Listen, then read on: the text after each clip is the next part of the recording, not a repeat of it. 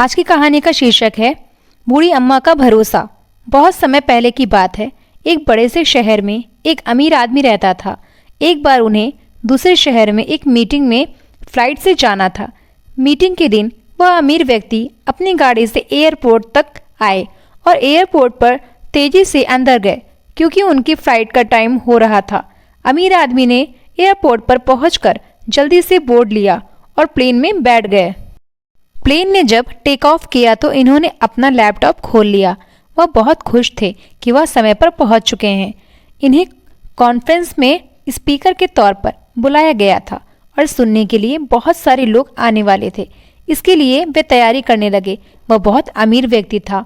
उसकी जिंदगी में सब कुछ सही चल रहा था, लेकिन अचानक आसमान में गड़बड़ हो गई। आसमान में तेज बारिश होने लगी और बिजली कड़कने लगी। जल्द ही कैप्टन ने घोषणा की कि मौसम खराब होने के कारण अब हम डेस्टिनेशन तक नहीं पहुंच सकते हैं। हमें पास के किसी एयरपोर्ट पर लैंड करना होगा।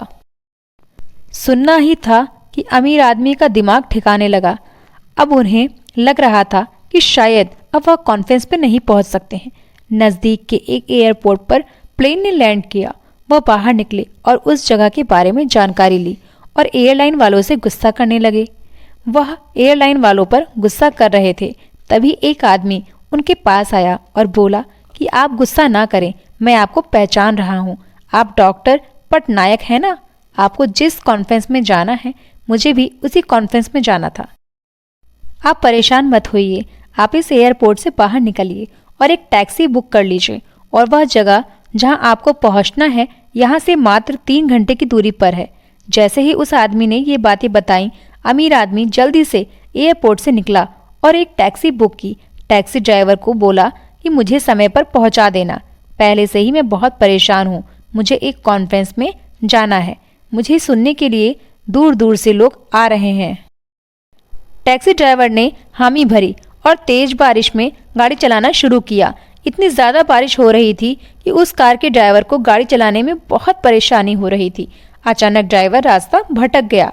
उसे पता तो था कि वह रास्ता भटक गया, लेकिन पीछे वाले पैसेंजर को इसकी जानकारी नहीं थी।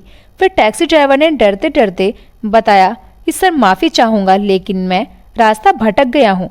अब ये साहब फिर से उस पर गुस्सा करने लगे और इन्हें पूरा यकीन हो गया कि अब कॉन्फ्रेंस में नहीं पहुँच पाऊँगा। फिर ड्राइवर से कहा कि भाई, अब तुम जहाँ पहुँचा सकते हो पहुँचा दो, लेकिन इस मुसीबत से बाहर निकाल दो। थोड़ा आगे चलने के बाद ड्राइवर को एक छोटी सी झोपड़ी दिखाई दी। उसने उस घर के सामने जाकर गाड़ी खड़ी कर दी और बोला कि साहब, यहाँ थोड़ी देर रुक जाता हूँ। जब बारिश और तूफान थम जाएगा तो हम आगे बढ़ेंगे। अमीर व्यक्ति ने हामी भरी और उस झोपड़ी का दरवाज़ा खटखटाया। अंदर से एक बूढ़ी अम्मा की आवाज़ आई। उन्होंने कहा, जो भी है अंदर आ जाएं, परेशान ना करें। इन्होंने डरते हुए दरवाज़ा खोला तो देखा कि एक बूढ़ी अम्मा प्रार्थना कर रही थी। बूढ़ी अम्मा को प्रार्थना करते हुए देख ये चुपचाप बैठ गए। वहां उन्होंने एक छोटे से बच्चे को देखा जो बिस्तर पर सोया हुआ था। बूढ़ी अम्मा अपना पूजा पाठ पूरा करने के बाद पूछा कि क्या पियोगे, पानी या चाय? इन्होंने कहा, आपका धन्यवाद है। आप अगर मुझे फ़ोन दे देते तो बड़ा अच्छा रहता। फ़ोन की बात सुनकर बूढ़ी अम्मा हंसने लगी और कहने लगी कि यहाँ गांव में फ़ोन और बिजली नहीं है। आप यहाँ आराम से बैठो और जब बारिश रुक जाएगी तब चले जाना। बूढ़ी अम्मा की बातें सुनकर उस आदमी ने ईश्वर को धन्यवाद दिया। तभी बूढ़ी अम्मा ने उसे सोए हुए बच्चे की तरफ इशारा करते हुए कहा कि ये मेरा पोता है। इसके माँ बाप अब इस दुनिया में नहीं हैं और इसका बस मैं ही एक सहारा हूँ। इसको एक खतरनाक बीमारी है। यहाँ आसपास के डॉक्टर बताते हैं कि दिल्ली के एक बड़े डॉक्टर हैं, पटनायक, वहीं इस बच्चे का इलाज कर सकते हैं। अब उनके पास मैं कैसे पहुंचूंगी मुझे नहीं पता। बस यही प्रार्थना ऊपर वाले से करती रहती हूँ। ये बात सुनने के बाद उस अमीर व्यक्ति की आंखों में आंसू आ गए और उन्होंने कहा, ये अम्मा, आपकी प्रार्थना ऊपर वाले ने सुन ली है। तेज बारिश और तूफान के कारण मेरा प्लेन जहाँ पहुँचना था वहाँ नहीं पहुँच सका। मेरी गाड़ी को यहाँ पहुँचना था, गाड़ी नहीं पहुँची, रास्ता भटक गया और आपके दरवाजे पर आ गया। मैं ही डॉक्टर पटनायक हूँ। ये बातें सुनी ही थी कि बूढ़ी अम्मा की आंखों से खुशी के आंसू निकल आए। अब उनके पोते का इलाज संभव हो पाया। दोस्तों, ये मोटिवेशनल स्टोरी हमें ये सिखाती है कि अगर खुद पर भरोसा रखेंगे तो जिंदगी में कुछ भी असंभव नहीं है।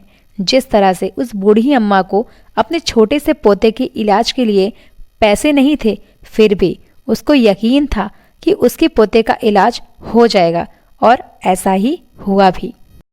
दोस्तों, उम्मीद है आपको ये कहानी बहुत पसंद आई होगी। अगर आपको ये कहानी पसंद आई है तो कमेंट बॉक्स में अपनी राय ज़रूर दें, लाइक और शेयर भी ज़रूर करें, सब्सक्राइब करके बेल आइकन भी ज़रूर प्रेस करें ताकि आने वाली ऐसी ही और अच्छी कहानियाँ आपको तुरंत मिल जाएं।